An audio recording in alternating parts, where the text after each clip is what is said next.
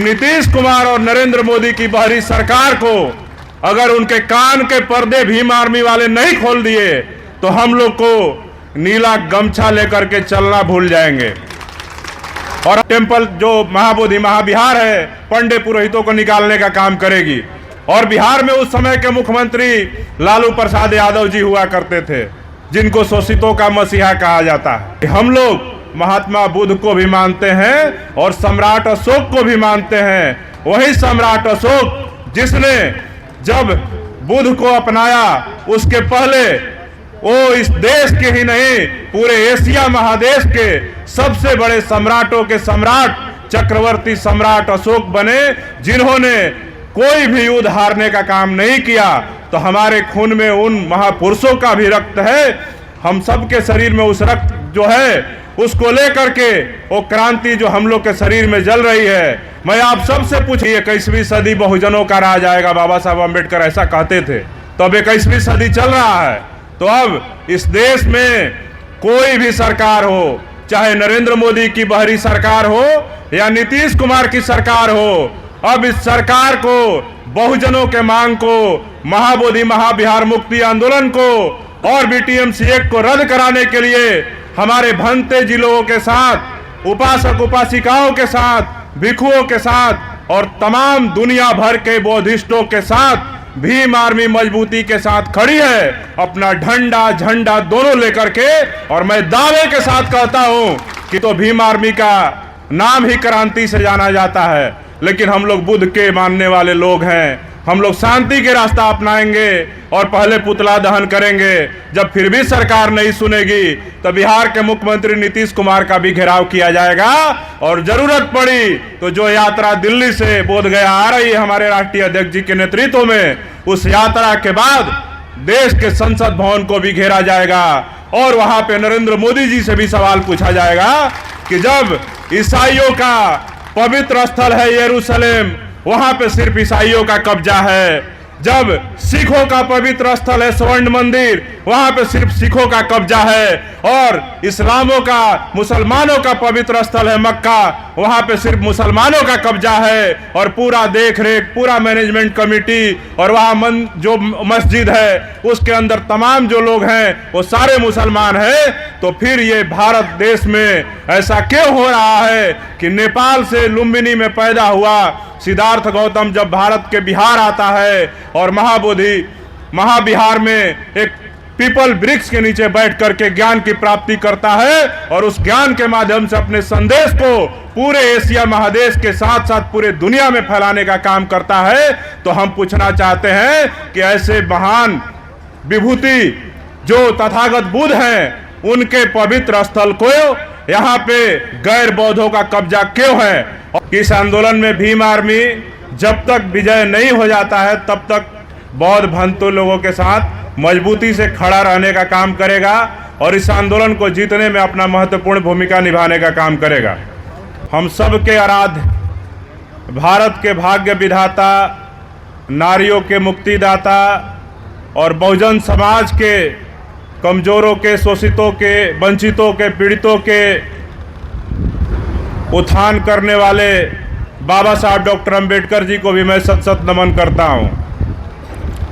आज आंदोलन तकरीबन 52-53 दिन हो गया और ये आंदोलन लगातार बड़ा होते जा रहा है। और इसमें हम सभी लोग भीम आर्मी के और आज़ाद समाज पार्टी के जो लोग हैं, पहले दिन से ही इस आंदोलन को ऑल इंडिया बुद्धिस्ट फोरम के साथ खड़े होकर के हमारे भीम आर्मी की जिला कमेटी सभी लोग मजबूती से इस आंदोलन को मजबूती प्रदान करने का काम कर रहे हैं। और जब ये आंदोलन महाबोधि महाबिहार के बाहर जो पार्क है वहाँ पे आंदोलन चल रहा था, तो हम सब लोग एक कार्यक्रम के बीच में, हम लोग का जो बिहार में भीम आर्मी का कार्यक्रम चल रहा था, उस समय हम लोगों ने माननीय लामा जी से बात करके भीम आर्मी के राष्ट्रीय अध्यक्ष बड़े भाई विनय रतन सिंह जी के साथ हम लोग आ करके वहाँ पर बैठने का काम किए। और उस दिन हम लोगों ने आश्वासन दिया था, उस दिन 20 से 30 की संख्या में यहाँ पे भंते जी लोग बैठा करते थे कि इस आंदोलन में भीम आर्मी जब तक विजय नहीं हो जाता है तब तक बौद्ध भंतु लोगों के साथ मजबूती से खड़ा रहने का काम करेगा और इस आंदोलन को जीतने में अपना महत्वपूर्ण भूमिका निभाने का काम करेगा। और उस दिन से लगातार ये कारवां बढ़ते जा रहा है और पूरे बिहार में भीम आर्मी के जो कार्यकर्ता हैं या बाहर के भी जो कार्यकर्ता हैं, पदाधिकारी हैं, आज हम सब के बीच में भीम आर्मी के राष्ट्रीय महासचिव बड़े भाई कमल सिंह वालिया जी का उपस्थिति हुआ है और वो आज ये बताने के लिए आए हैं कि भीम आर्मी इस आंदोलन को लेकर के कितना संजीदा है और इस आंदोलन को लेकर के जल्द ही हमारे राष्ट्रीय अध्यक्ष जी के नेतृत्व में दिल्ली से एक पैदल यात्रा बोध गया के लिए निकलने वाला है और उस यात्रा में भीम आर्मी के देश भर के लाखों कार्यकर्ता शामिल होंगे और पूरे रास्ते में हम सभी लोग मजबूती से जो भी बहुजन समाज के जो लोग हैं, जो तथागत बुद्ध को, बाबा साहब डॉक्टर अंबेडकर के विचारों को, सम्राट अशोक के विचारों को और बहुजन महापुरुषों के विचारों के मानने वाले जो लोग हैं, उन सबको हम लोग उस आंदोलन में सम्मिलित करके बिहार कूच करेंगे और बिहार की सरकार को और केंद्र की सरकार को भी इस मामले पे झुकाने के लिए हम लोग प्रयास करने का काम करेंगे। साथियों से आग्रह करेंगे कि जिस प्रकार आज आप लोगों ने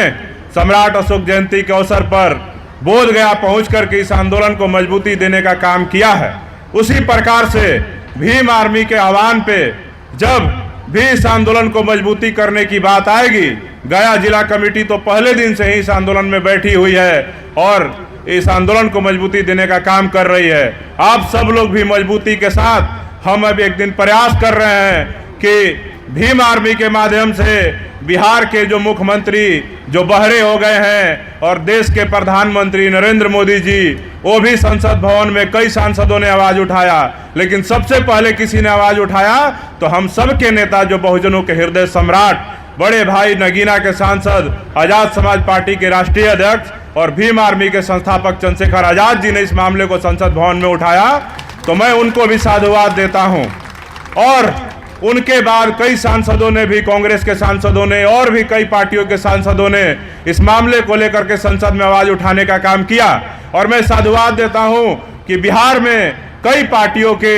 जो विधायक हैं, हमारे बिहार में अभी कोई एमएलए नहीं है, लेकिन बिहार के कई पार्टियों के विधायकों को भी मैंने देखा कि विधानसभा के अंदर उन लोगों ने आवाज उठाने का काम किया है, लेकिन विधानसभा में बैठकर मुख्यमंत्री उस बातों को अनसुना कर देते हैं, उस पर कोई जवाब नहीं देते हैं और लोकसभा में बैठ करके नरेंद्र मोदी जी भी बातों को सुनते हैं और उसको अनसुना कर देते हैं, उस पर कोई जवाब नहीं देते हैं। तो हम बता देना चाहते हैं कि हम लोग महात्मा बुद्ध को भी मानते हैं और सम्राट अशोक को भी मानते हैं। वही सम्राट अशोक जिसने जब बुद्ध को अपनाया, उसके पहले वो इस देश के ही नहीं पूरे एशिया महादेश के सबसे बड़े सम्राटों के सम्राट चक्रवर्ती सम्राट अशोक बने, जिन्होंने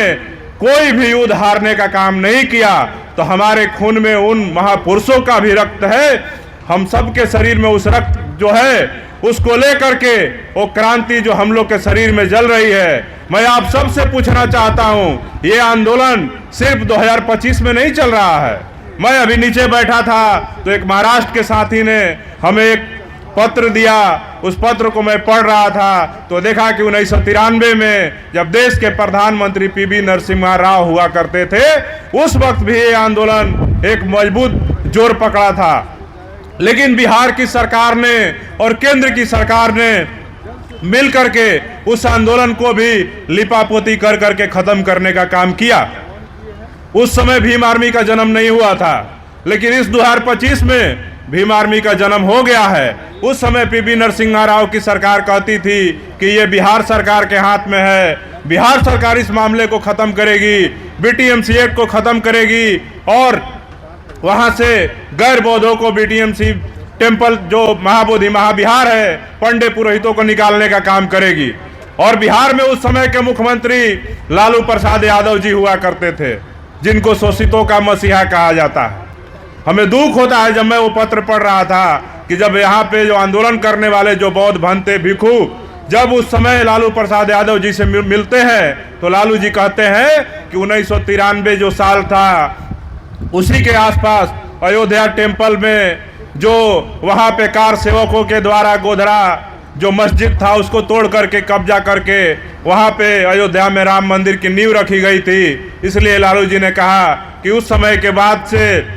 बोध गया हमारे हाथ में अब नहीं रहा, अब वो केंद्र सरकार के हाथ में चला गया है। इसलिए अगर हमारे हाथ में होता तो मैं बौद्धों को कब को ये महाबोधि महाविहार को सौंप देता। लेकिन बताइए कि ये बात कितना सत्य है कितना झूठ है, ये उस समय के लोग बताएंगे कि लालू जी ने क्या कहा। लेकिन मैंने उस लेटर में देखा कि उसमें लालू जी का जिक्र है। पीवी नरसिम्हा राव जी के पास जब लालू जी के बात को सुन करके आंदोलन कर रहे भंते लोग दिल्ली जाते हैं और वहां पे सांसदों के माध्यम से अपना पत्र अपनी मांगों को केंद्र सरकार के समक्ष रखते हैं, तो वहां सरकार जवाब देती है कि नहीं, ये हमारे हाथ में नहीं है, ये बिहार सरकार के हाथ में है और इसमें कोई बदलाव नहीं हो सकता है। बीटीएमसी एक्ट बरकरार रहेगा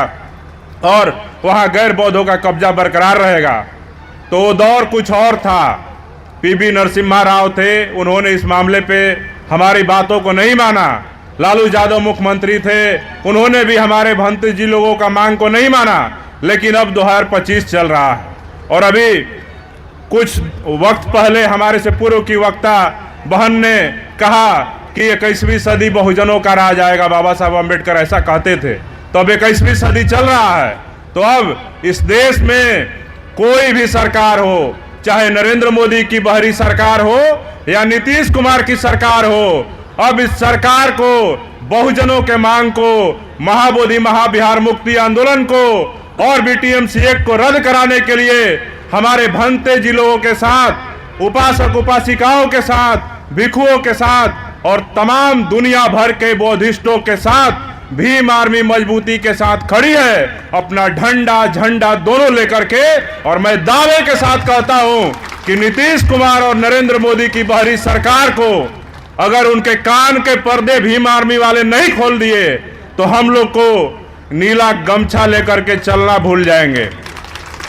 और हम आपको कहते हैं कि ये आगाज है। आज 5 अप्रैल 2025 को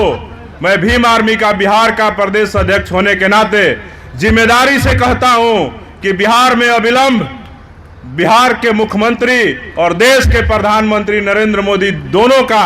भीम आर्मी के तत्वाधान में बिहार के सभी जिलों में इस मामले को लेकर के पुतला दहन करने का कार्यक्रम हम लोग अविलंब करने जा रहे हैं। हम अभी इस आंदोलन को उग्र नहीं करना चाहते हैं, नहीं तो भीम आर्मी का नाम ही क्रांति से जाना जाता है। लेकिन हम लोग बुद्ध के मानने वाले लोग हैं, हम लोग शांति के रास्ता अपनाएंगे और पहले पुतला दहन करेंगे। जब फिर भी सरकार नहीं सुनेगी तो बिहार के मुख्यमंत्री नीतीश कुमार का भी घेराव किया जाएगा और जरूरत पड़ी तो जो यात्रा दिल्ली से बोधगया आ रही है हमारे राष्ट्रीय अध्यक्ष जी के नेतृत्व में, उस यात्रा के बाद देश के संसद भवन को भी घेरा जाएगा और वहां पे नरेंद्र मोदी जी से भी सवाल पूछा जाएगा कि जब ईसाइयों का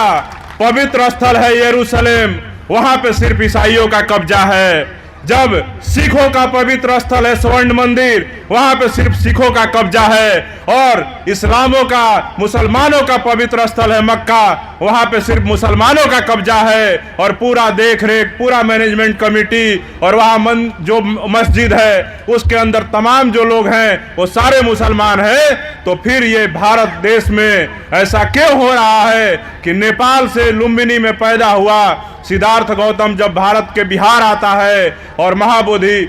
महाविहार में एक पीपल वृक्ष के नीचे बैठ करके ज्ञान की प्राप्ति करता है और उस ज्ञान के माध्यम से अपने संदेश को पूरे एशिया महादेश के साथ साथ पूरे दुनिया में फैलाने का काम करता है, तो हम पूछना चाहते हैं कि ऐसे महान